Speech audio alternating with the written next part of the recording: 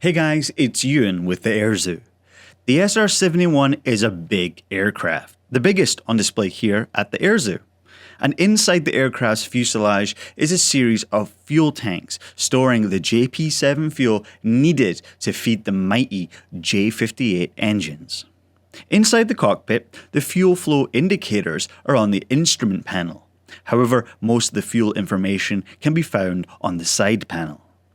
Instruments show the fuel quantity, the aircraft's centre of gravity, and fuel tank pressure. There is a variety of switches, emergency fuel shutoff, and of course a fuel dump switch for when you've got to get rid of all of your fuel now.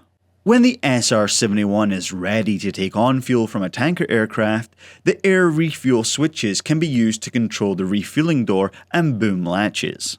The trigger switch on the forward side of the control stick grip can be used to disconnect the refueling boom.